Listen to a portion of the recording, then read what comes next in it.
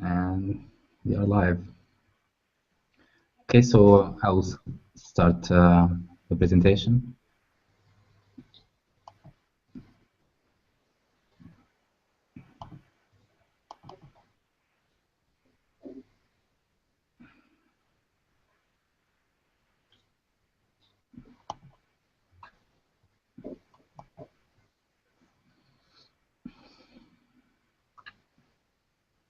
Okay, do you guys still hear me? Yeah, yeah.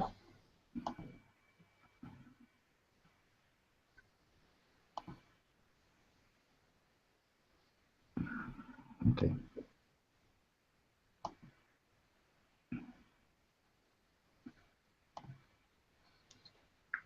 Okay, so this talk is about.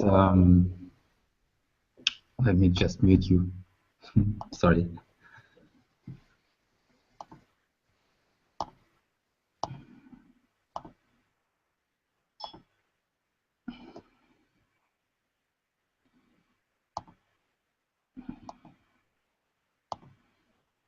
Okay, so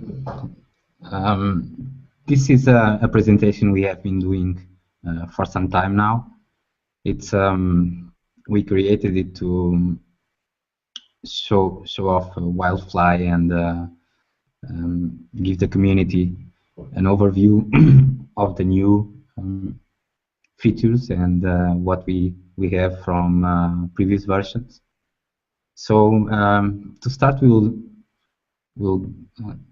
start with a slide that I'm very proud of. So let's start with what we call WildFly Legacy. And so what we are watching here is there was a study, a debate about several Java application servers, and one of them was JBoss application server. And during that study, the last part and the conclusion was that JBoss application server was the best one. And the reason for this is that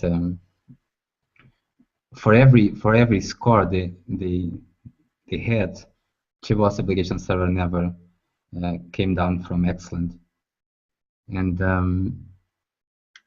this is something that when we started to think on the next version, this raised the bar too high, but we wanted, it was a challenge to come with something even better. So here comes WildFly, the new and improved JBoss application server. And the target of this, the goal of this presentation is to understand the new features and also see what we carried forward from JBoss application server. So what is WildFly 8? It's first, obviously, a new name for JBoss application server. We decided to rename because there was a lot of confusion between JBoss, the brand, and JBoss application server. And also, JBoss application server is a community project, and we have the product based on JBoss application server, which was called JBoss AAP. So the confusion from the name was always present, and so we decided to come up with a new name, and WildFly was chosen by the community. So WildFly is the upstream project for our product, JBoss AAP. So at some point in time,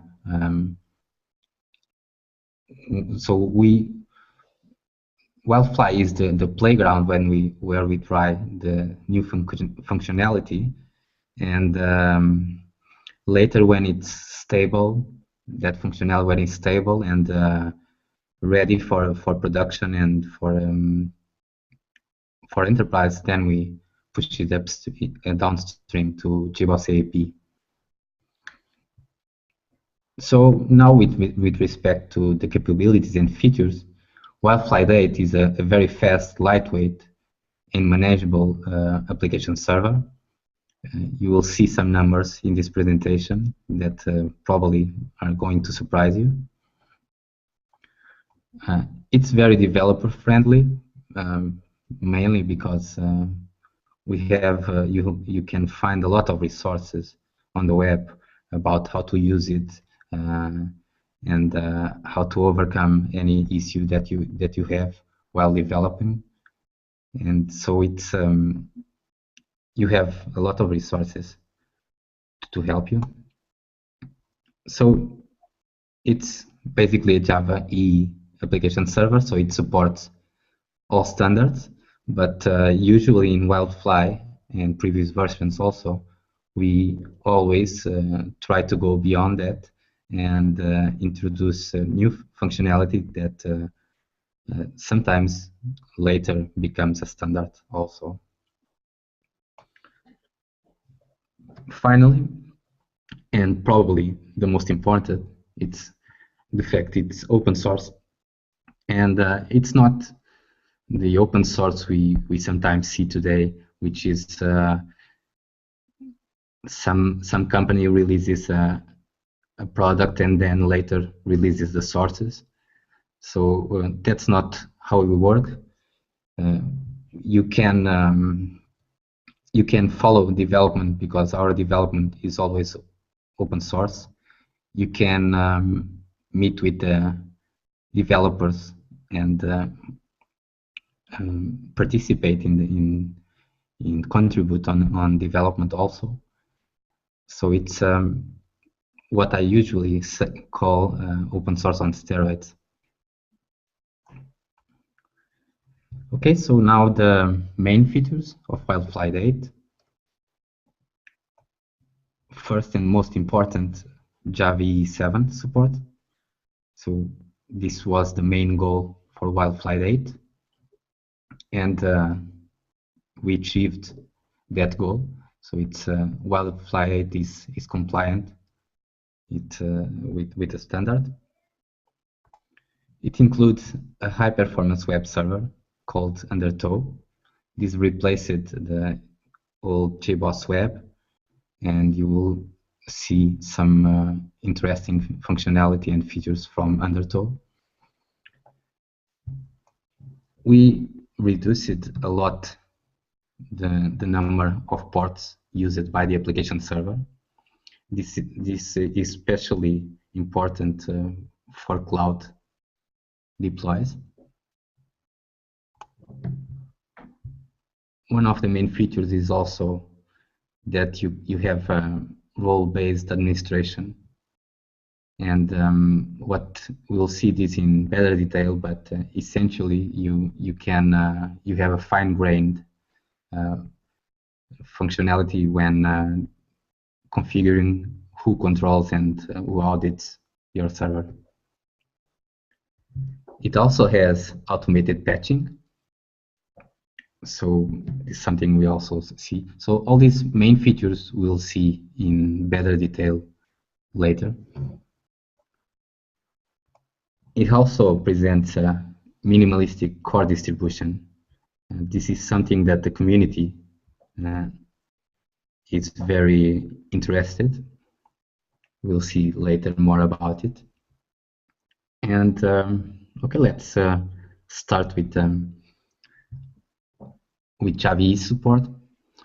So as you mentioned that the session time is not what I expected, so I'll try to cut some shortcuts and try to not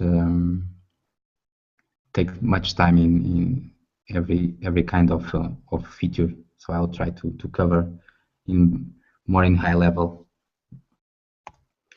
Okay, so Java EE 7, it's the latest release of the Java EE platform.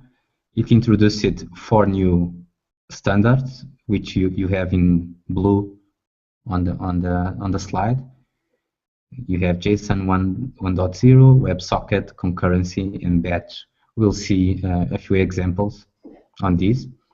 But Java 7 also updated a few other technologies, such as JAX, RS, JMS2. These had significant updates. And also minor updates such as CDI, bean validation, JPA, JTA.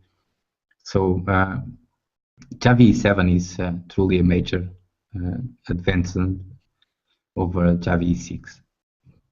So let's have a look at some sample code for the new stuff mostly.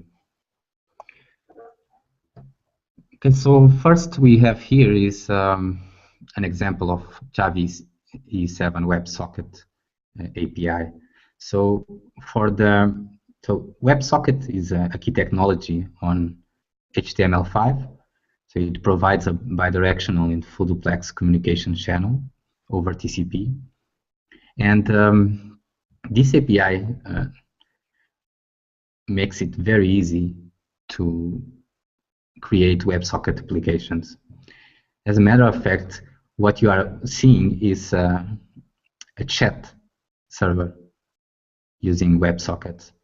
So you have a Java Pojo, and so any plain object class, and you just annotate it with server endpoint, and that annotation defines a WebSocket application. And then in this case, in the /chat you see is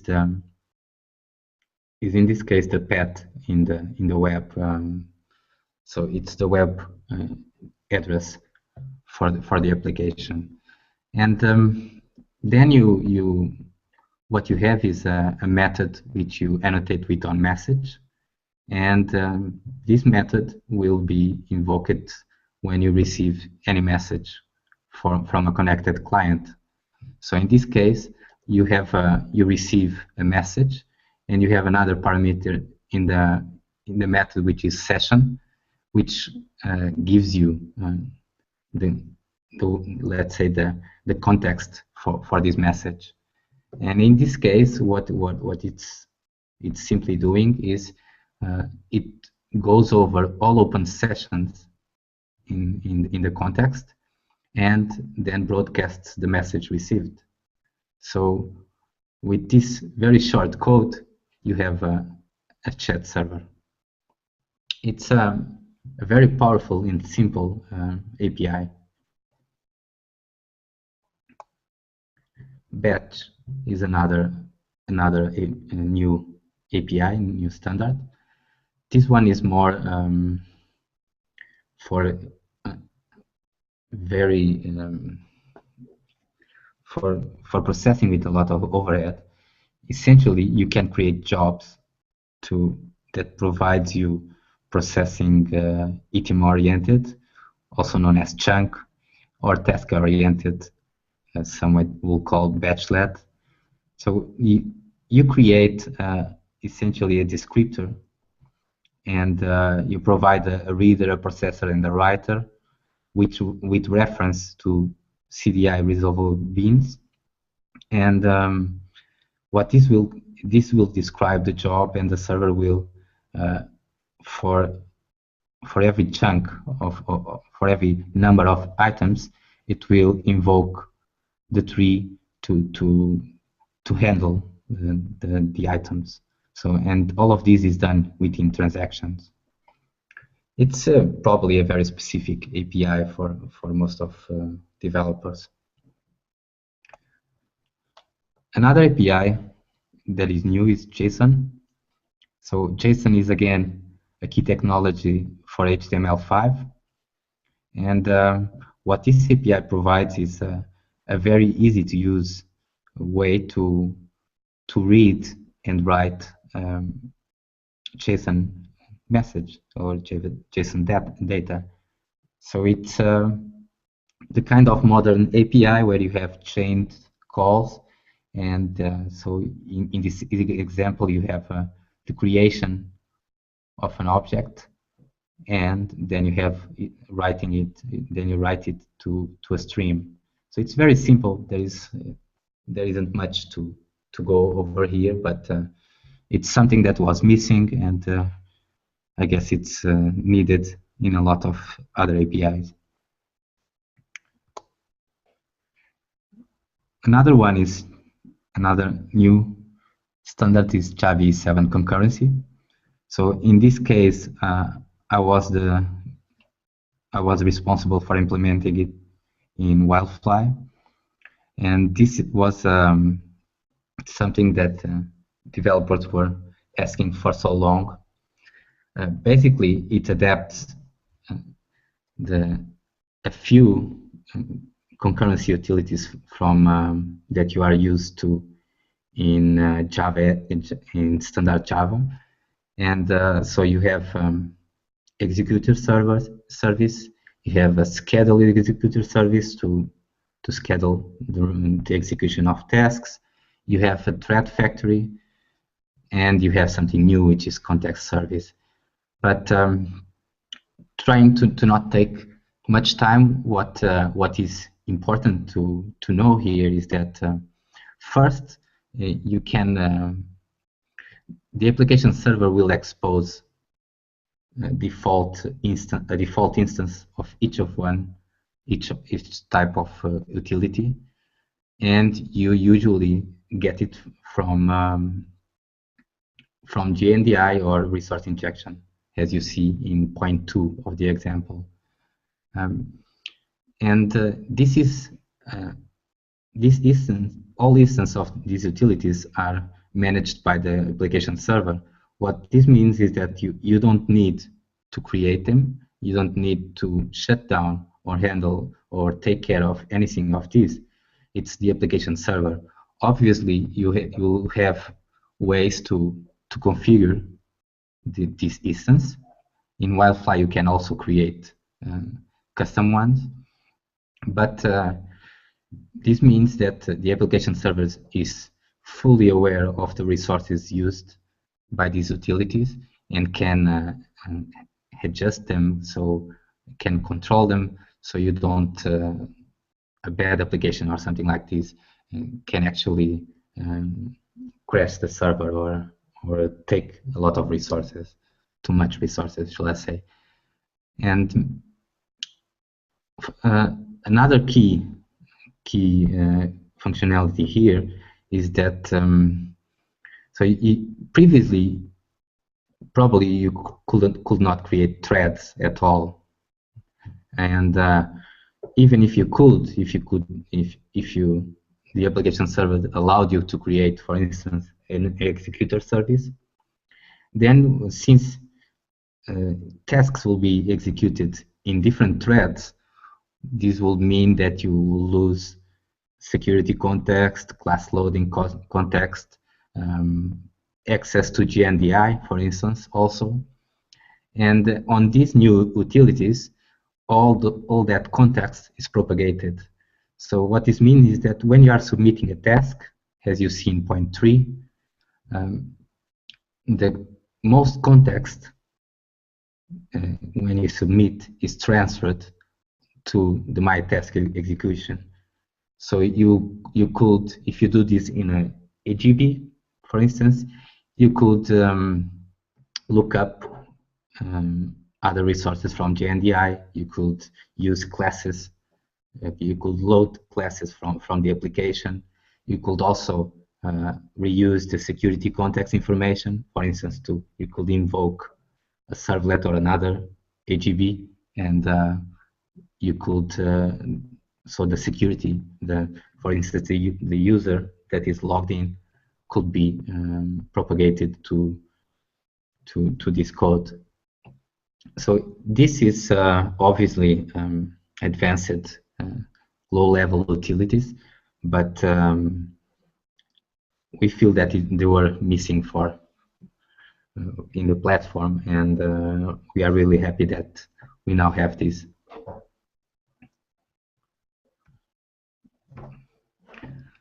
JUG's RS, so we have a 2.0 version here, And what mostly changed is that we now have a client API, so we can access a REST endpoint using standard code. So this was missing from a previous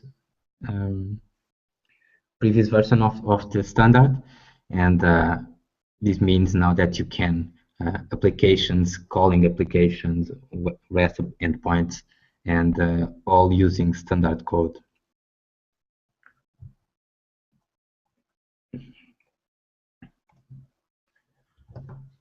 Another standard that was truly transformed was JMS, and JMS 2, the new version. The main focus was to make the API much easier to work with, and the result is that you will need a fraction of the code you needed before. It's very easy. You can inject. It all starts with a JMS context, and from there you can easily, using chained methods, as you see in point 4, you can create, you can send messages, you can. This is it really transforms the JMS standard. It has nothing to do with 1.1, and it's very easy now to use it. You even have default connection factories, and so it's you have also ways to define to configure new JMS destinations and queues. So this was probably the API that advanced more that already exists. Okay, finally some minor advancements. So you had in JTA 1.2, mostly the new functionality is to transform and turn CDI beans transactional. So you have a couple of annotations to achieve this, and also CDI 1.1, and here the focus is in turning CDI. Essentially, CDI now is always available. The support for CDI is always available, and you don't need an XML descriptor at all. So it by default you deploy an application, and all the beans inside will be discovered and used unless you use, in this case, some annotation as vetoed to disable the beans. So again, it's minor, in this case, minor changes. Okay, so that was a fast overview of the most important new functionality in Java EE 7.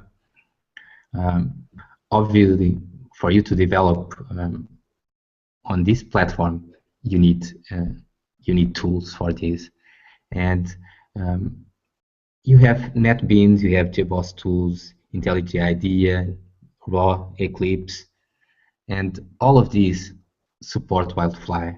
So you can use the tool of choice for you to, and you have shortcuts, let's say, to use WildFly. So WildFly is integrated with all of them. Personally, I'm oriented more to IDEA due to be much faster. Okay, so now probably the most important parts. We'll get a brief overview of each main feature besides Java EE 7. And one of them is Undertow, the new web server. So the first, it's very flexible and high performance, and don't take my word for granted, you'll see this. So it has blocking and non-blocked based on Neo. It has a composition handler-based architecture, and this is what provides the flexibility mostly. It is very lightweight and fully embeddable. What this means is that you can even run Undertow in a standard Java application using a static main method. It supports the latest standards on Java 7, so Servlet 3.1, and also HTTP upgrade for using WebSockets. It also supports already mod cluster for load balancing. And let's see some code. Here, this code example creates a web server on port H8080 on localhost, and then it defines a handler. So this is the handler from the composition architecture. And what this handle does is provides the logic for the web server. In this case, you have a hello world server, so any request sent there will get a hello world response. Then you build and start, and that's all of it. In this case, it's as easy as it gets. So it's very easy to use, very powerful, very flexible. You can add your own handlers. You can add more listeners. It's very flexible, as I said already a few times. And then there is this slide. So I think it speaks for itself. This was a third-party test of Undertow with a very simple load. It was a very simple load test, and Undertow got more than 1 million requests per second on one node. So you can imagine where this can lead to. And it's not a heavyweight server, as you saw. It's very simple code. You can customize it a lot, and it uses very few resources. It's very small, and you get this tremendous performance.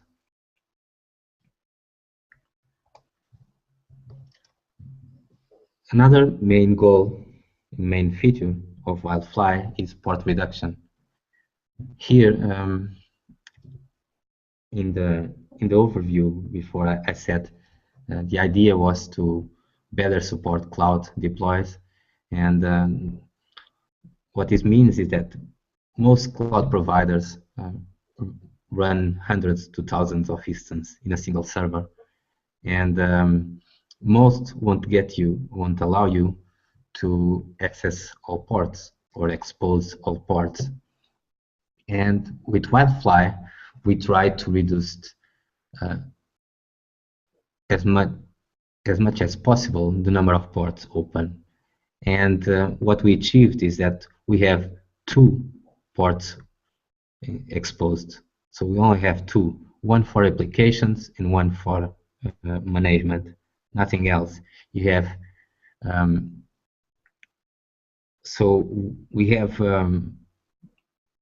HTTP management port at 9990 as default, and everything else is multiplexed over port 8080, which is usually open an available port in cloud. So at some point we may offer a single port mode, but at this iteration we felt that it was important for management to be separated from application. So this port reduction uses WebSocket, HTTP, and similar to WebSocket, it uses HTTP upgrade. So what this means is that in the reality, it's like you have a handshake and then a negotiate opening another port. So obviously the overhead in this is the initial HTTP upgrade request response, but it's minimal. It's truly minimal. Okay, so another main feature is role-based access control. So what this means is that if you are used to, I can start it right away like that. If you are used to roles in servlets or AGVs, this is more or less the same model to manage the server. So you can, this is something obviously that administrators love or will love. It's you can create roles, for instance, the ones you see in the slide: monitor, operator, maintainer, deployer, and all these roles obviously have different access and they can't do everything.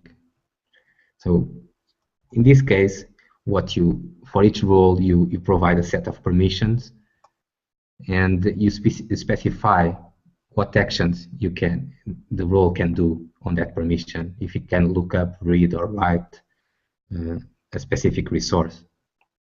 So in summary, you have all the flexibility to create the and customize the very specific roles you need for every person that will be involved in managing the server. Something new also is audit logging. So we enhanced a lot audit logging, and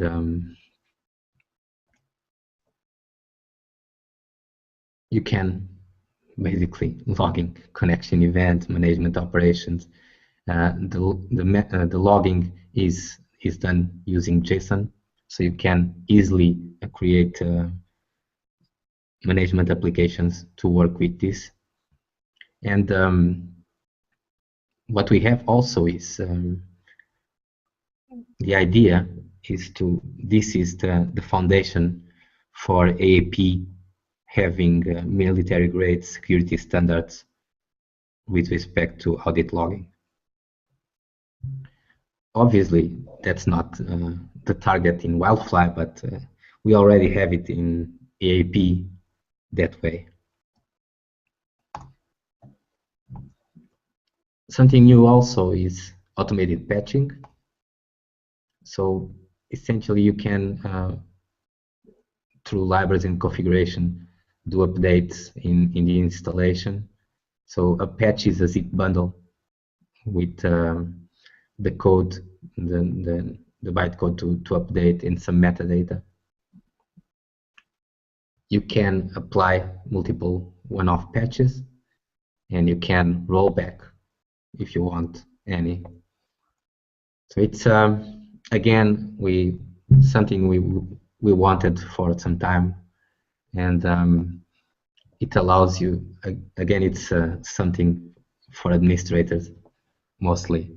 It's that you can have a very flexible management and upgrade of the server during time.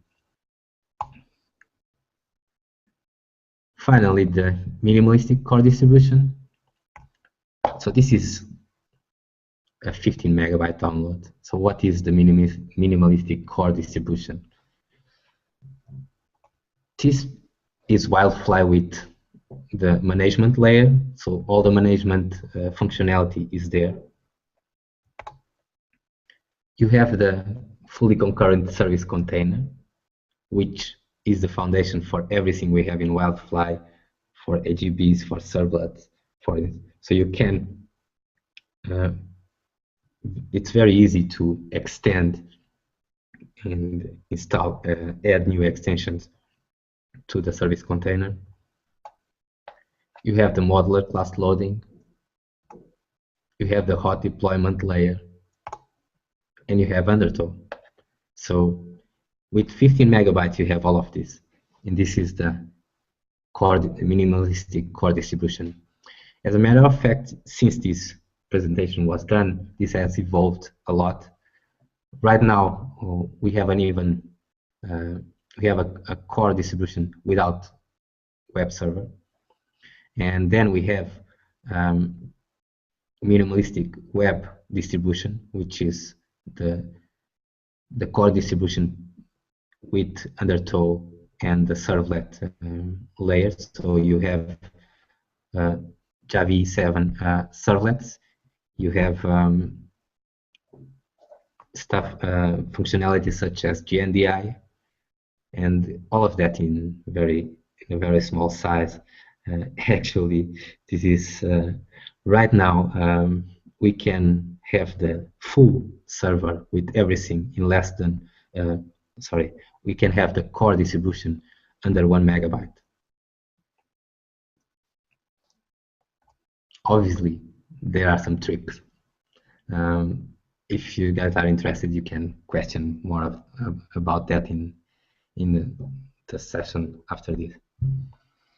So some loose notes. We have improved JDK 8 compatibility. We have REST EZ3, which is not only supports checks RS 2.0, but also provides a number of usable extensions, including JSON Web Encryption, JSON IML, JSON-P, Jettison. So it's a lot of functionality, much besides chucks RS 2.0. We have Hibernate search per deployment security permissions. We have a new public clustering API, and we removed CMP, checks RPC, and GSR 88 support. So with WildFly, we don't want to stick with legacy APIs that are not on the cutting edge of Java EE technology. So this is something we'll do every major release. We'll try to remove what is not interesting by today's standards anymore. WildFly in the cloud. So you can already run deploy WildFly easily on Red Hat Cloud, which is called OpenShift. But you can also use CloudBees if that is your provider of choice. But taking as example OpenShift, it's a few clicks and you deploy WildFly in the cloud for free. So right now we have, let's just talk a bit to understand what we do next.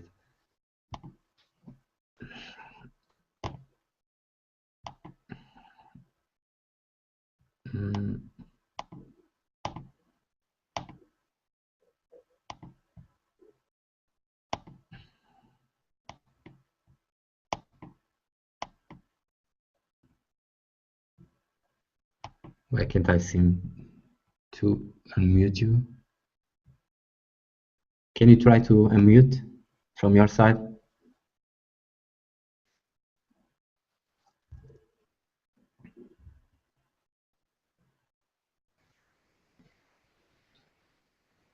Okay, so okay, sorry about first. Let me apologize for doing all those slides in a rush. But as you had a very limited time, we didn't really had ways to go over this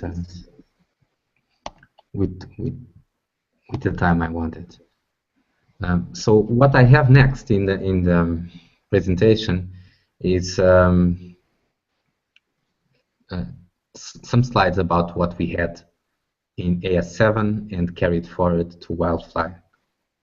If this is something that you already know or want to skip, then we can have probably more time to questions and answers. I don't know, guys, what do you think? Yes, going the WildFly route, or the questions. If most are new to WildFly, I guess those slides are very important functionality to know about WildFly. But if you're already familiar with WildFly and most with JBoss application server 7, then obviously there is nothing new there. It's the functionality we had there. I'm just thinking maybe, would it be, how quick would it be to run through? I've used OpenShift myself and I'm very impressed with it. I think it might be worth doing a quick demo of that just for the rest of the guys, just to show how simple that is to get WildFly up and running on OpenShift, to see how accessible it is to people. Don't know if that's something you can do, or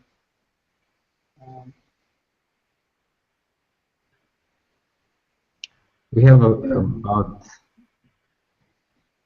10 more slides, but some may take probably more than a minute, being honest. But as I said, it's I'm open to, if you want to see something else or go for questions and answers. It's I'm fine with it. Eduardo, would you think you'd be able to do a demo of WildFly on the one other? You want me to run WildFly? Yeah. Okay, I can. This will probably going to have a lot of Windows switch, but the last time I did that, it took a lot of Windows switch. So try to not lose the focus, please. So what I can do is, okay, so first, basically, you get WildFly from, you have essentially two sources. You have a binary distribution, which is a zip bundle, which all you have to do is unzip and start the server, nothing else. Or you go to GitHub and you clone the sources and you build and run the server. Obviously, in my case, I always work with sources. So what I can do is start the server there and maybe show off a bit the command line interface, which is something usually interesting. Okay, so first let's try start the server.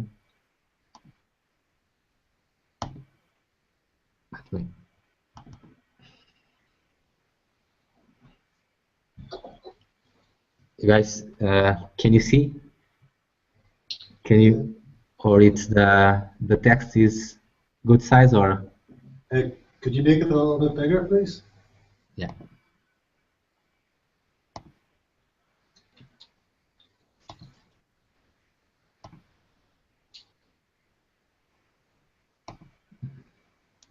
Tell me when to stop.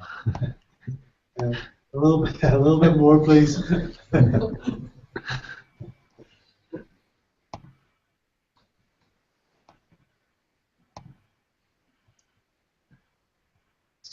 Yeah, that's pretty good there. Can people see that okay? Yeah, that's great. Thank you. Okay. So here I'm in the source.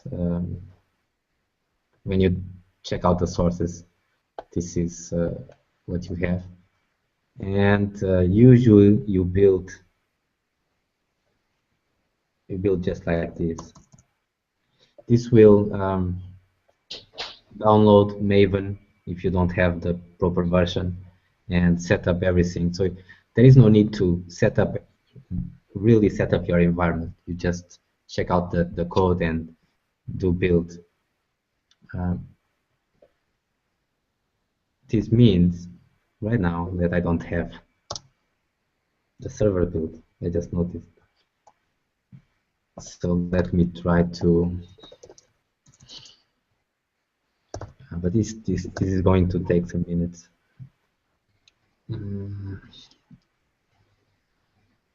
Okay, let me just quickly do something else.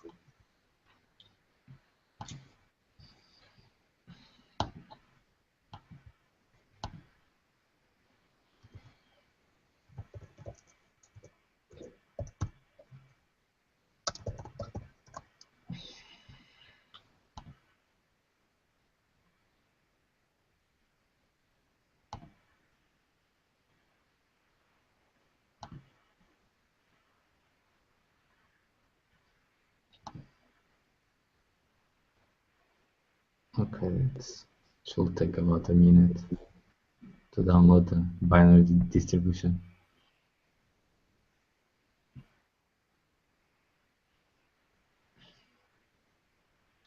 Usually to build from sources, this takes around 5 minutes or so, but I'm afraid that this laptop that I'm using, which is not my main development tool, that is somehow a bit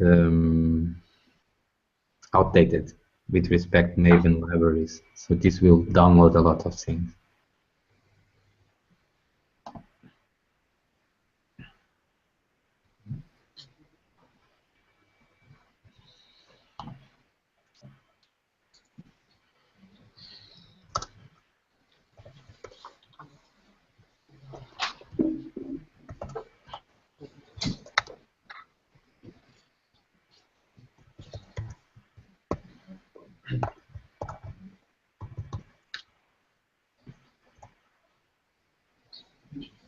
Eduardo, if you want, you could show us the OpenShift stuff with WildFly in it from your IDE, if that helps. I can try. It's not really my area, let's say this way. So it's most core developers don't touch on that part, but I can try. I have a couple applications there, but not on WildFly. But I can try to and see if we can do something like that. Okay, so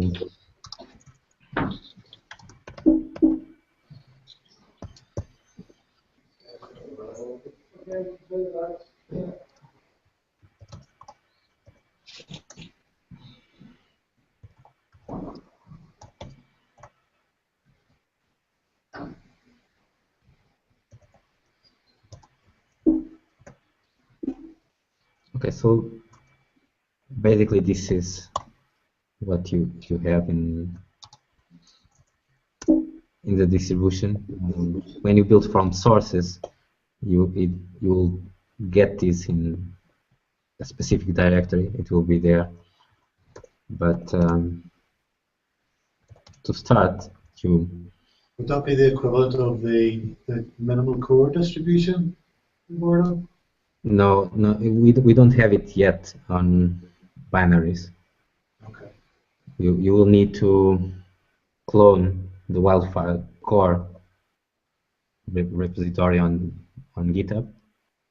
You can search for that, and to build this, just Maven install, and you have a core distribution.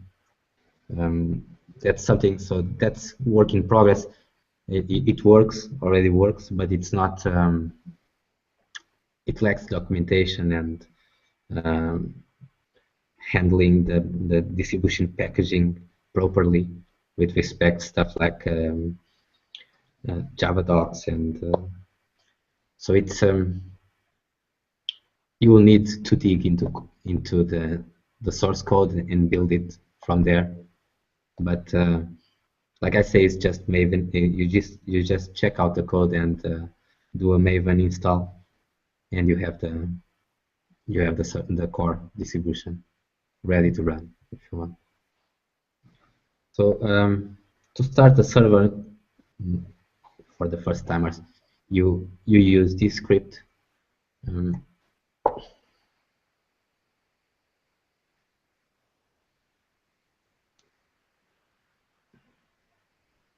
Okay, so in this case it took 6.5 seconds, but this is a slow, a very old laptop.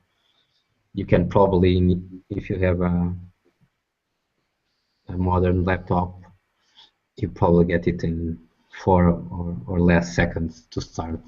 It's very lightweight. WildFly, and we are talking here about the full server. This is not the core distribution. This is the full server with everything. So it's one of the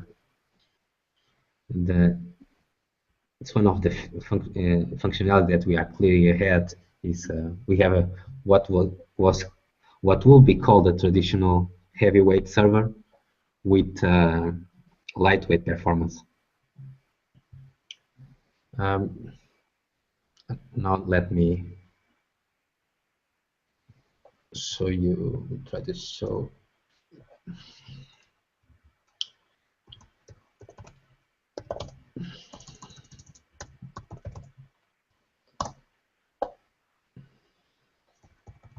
This is the CLI. It's actually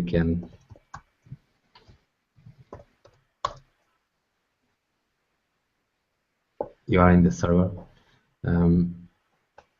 and what you have here, the CLI. I really like this kind of tool because you can be remote and use it, and it's as powerful as a Unix shell. So you have tab complete. You have you can start, and you can see all of this, and you have history. So here you can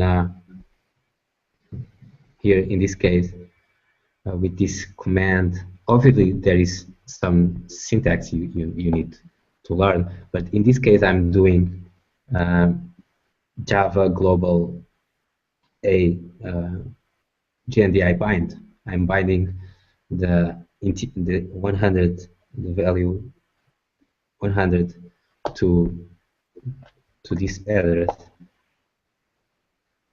and in this case, it failed. Sorry, it's probably missing something.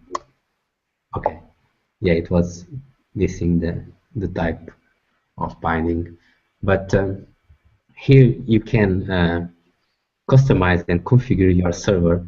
And what is nice what is especially nice with this tool is that the moment you do this, if I go now to the XML configuration of the server, you have this binding added.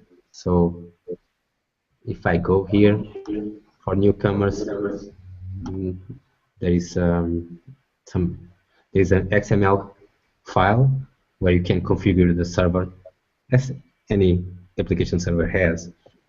And in this case, so I created this GNDI bind, and this is persisted to the XML configuration. So you can, this is very powerful because essentially you can write full server configurations using the CLI. Okay, let me try OpenShift. Let's see if I'm able to.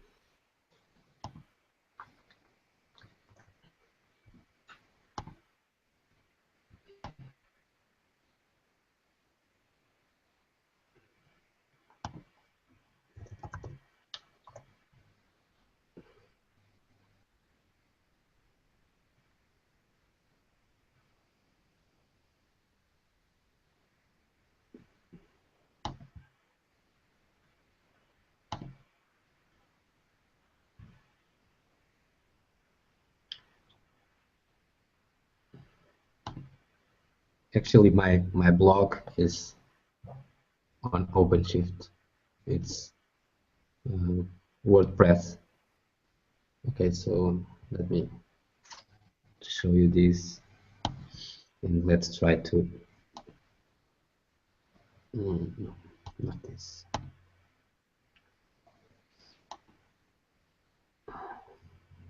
screen share.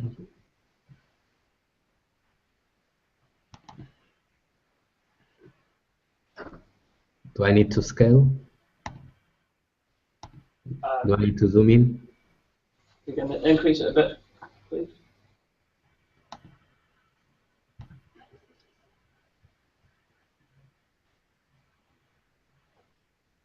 Is it better?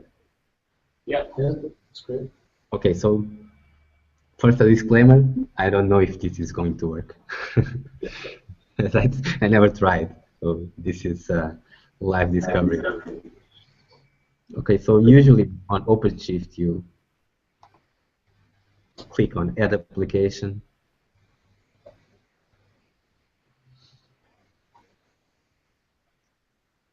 And let's try here to search for WildFly. There it is.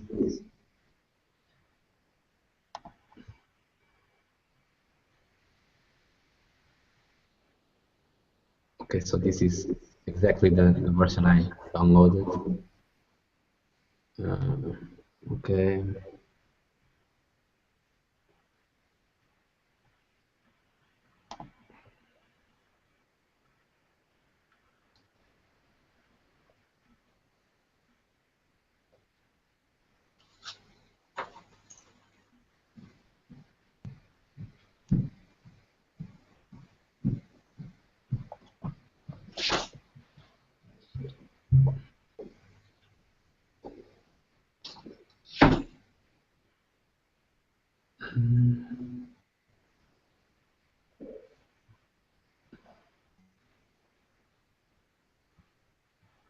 So if you haven't worked with OpenShift before, so you create these applications using available cartridge, and then you use you can check out using Git your essentially your application, and you can work with it locally using, for instance, change configuration or something like that. In this case, WildFly is an app server, so I guess you will need to configure somehow using this, but maybe I'm wrong, and they already have something better. It's taking some time.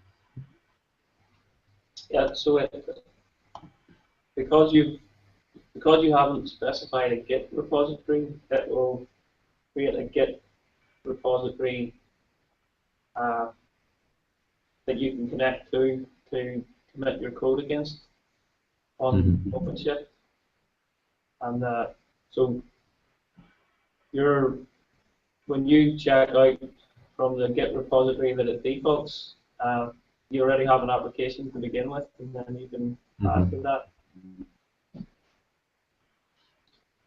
Okay, so this was created.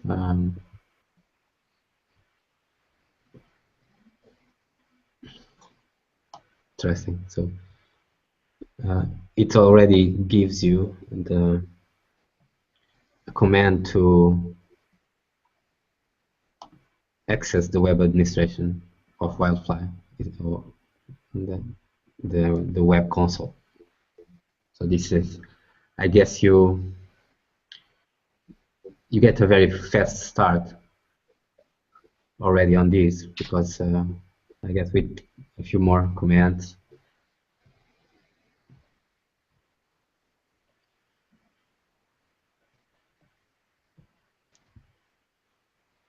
Let me try.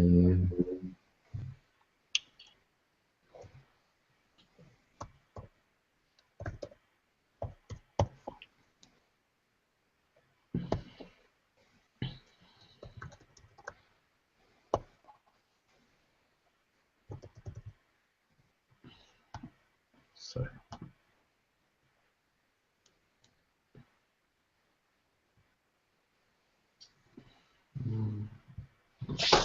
Trying to access Just check.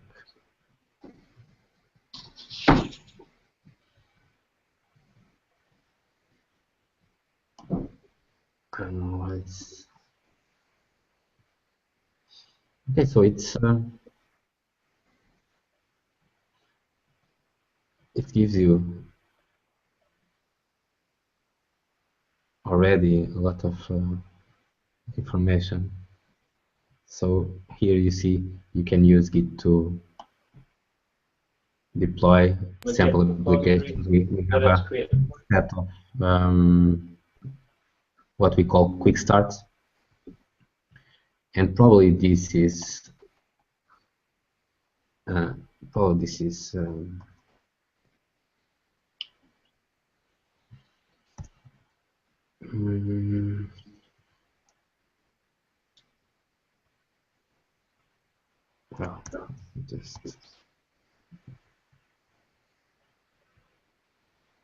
no, this is obviously turned off the external console. But so essentially, this is how you deploy WildFly in OpenShift. And as I said, this is free, and you can, I guess, from here you can create your own applications and deploy this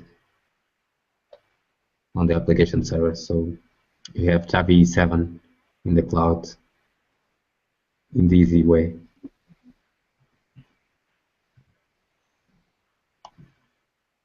That's great. Thanks, Eduardo. Yeah, I guess it's no point to go from that point because, I mean, unknown territory, and will take a lot of time. So probably you have questions. Yeah, I think we've run a bit over. So does anybody have any questions for Eduardo? I just have one quick one. So on the tooling section there, did you mention Eclipse? So I think I saw IntelliJ and NetBeans. Is there a plugin or something for Eclipse? Yeah, it's already in Eclipse. When you download Eclipse, you already have support for WildFly. If you download the one with Java, you can already have a functionality to start a server and debug and all of that. In all of these IDEs, you have already support for WildFly. Okay, great. You don't really need to download anything.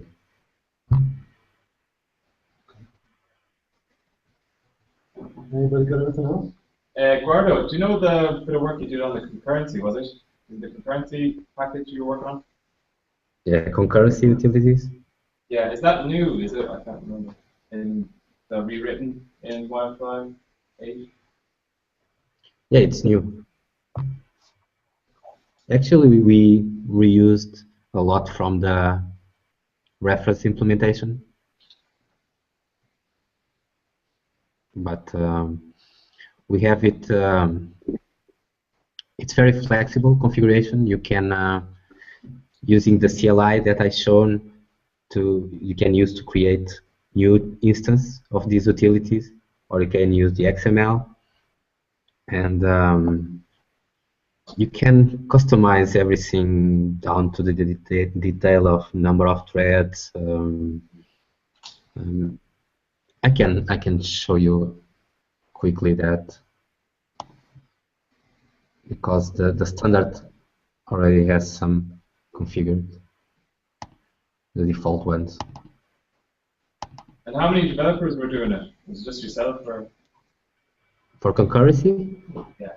The concurrency utility? Me. Yeah, just you. So who to blame there? We are very overloaded developers. We work 48 hours a day.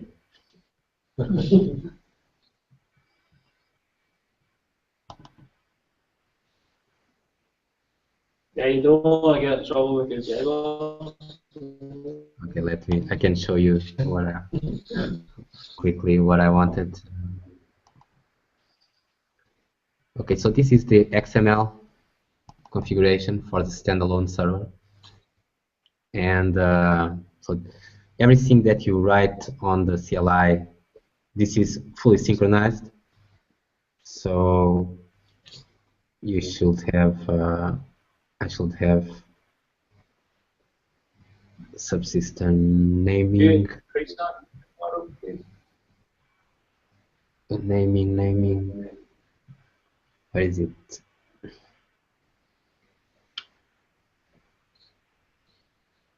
IO InfiniSpan. Okay. So here is that GNDI bind I created in the CLI.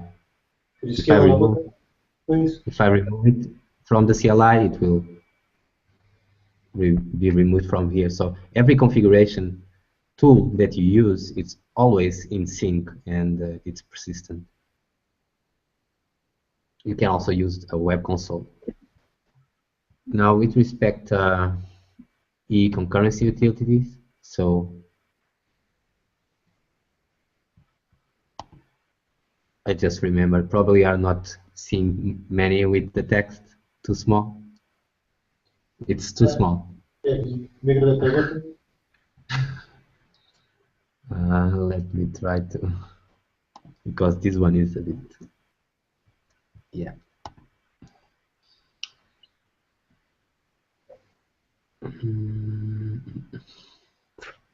No, this one, how do I zoom?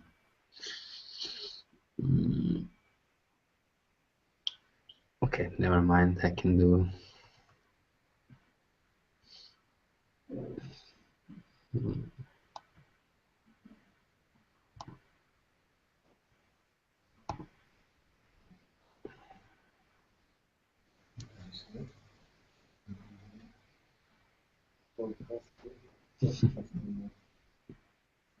This probably has a zoom.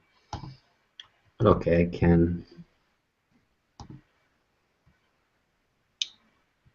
Here we go again, switching.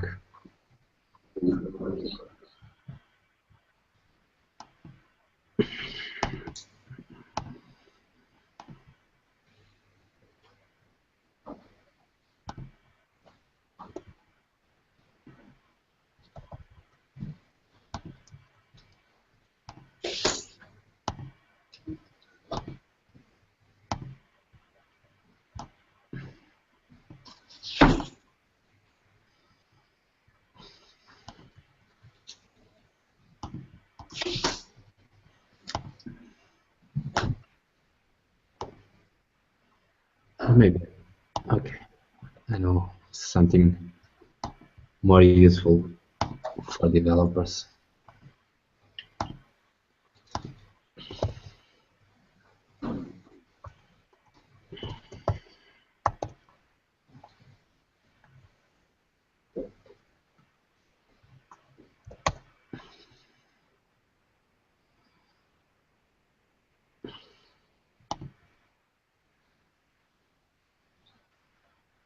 Just 1 more minute or less.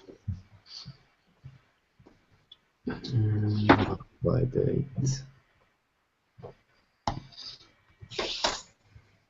Okay.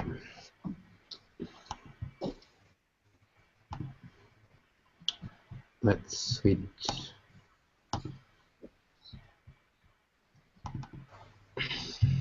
Okay, so you have here you have the WildFly date documentation online. Here I can zoom easily. Is it good that this way? Can you see? Yeah, perfect. Okay. So here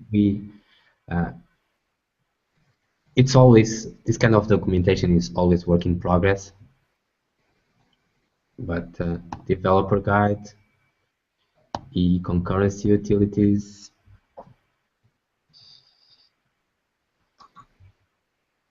and you have examples on how to use it for each one. And let me, in the administration guide, you have the configuration. You also have a link here, I think.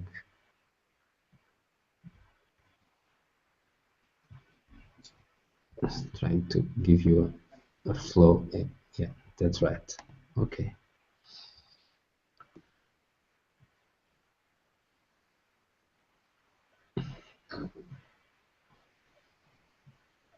Give you a full example.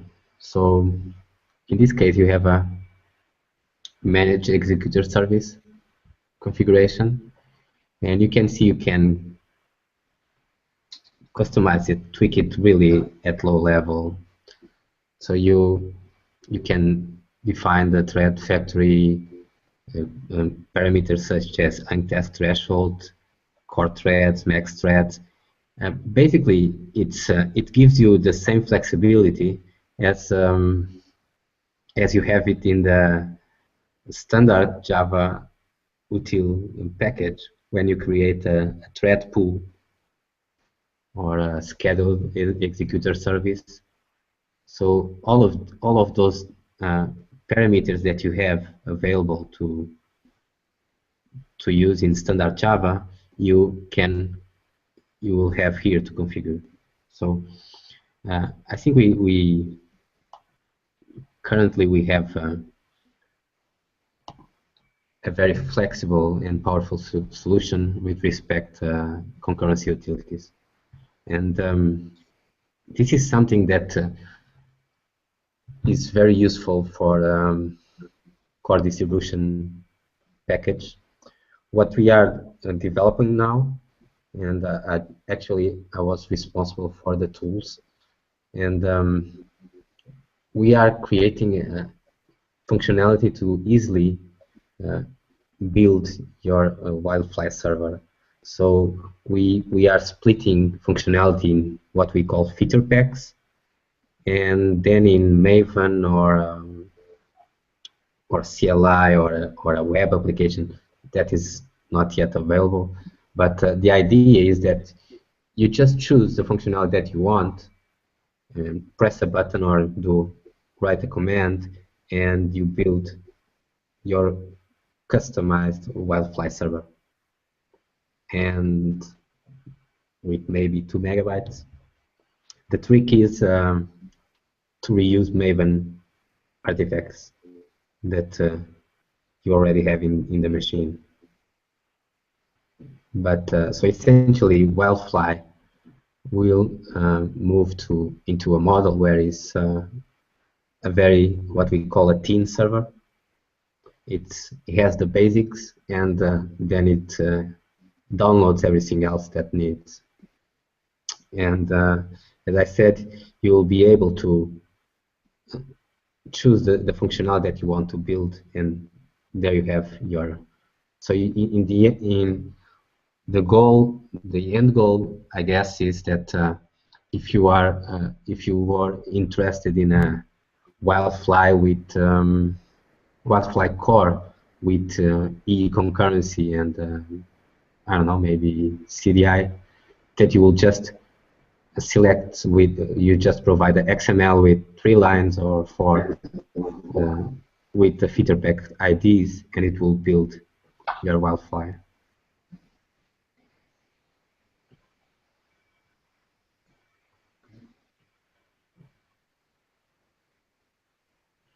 I'm sure that the community will have this kind of flexibility.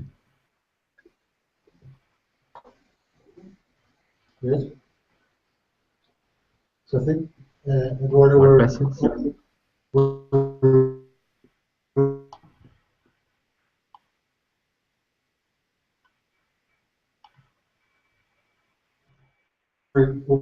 taking the time out to speak to us today. It's been Sorry, I'm hearing you very low. Can you maybe speak a little bit louder?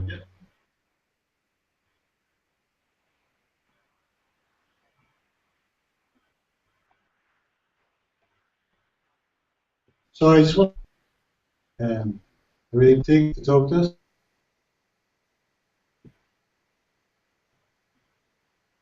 I'm hearing you very, not very But loud. I'm playing out of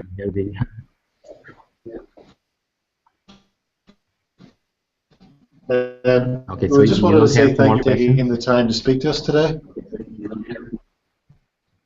Okay, no problem. Thanks very much. Yeah, Thanks very much. it's always a pleasure to. I've done a few of these already, so we are trying to. Yeah. Okay. Thank you. See you. Thank you.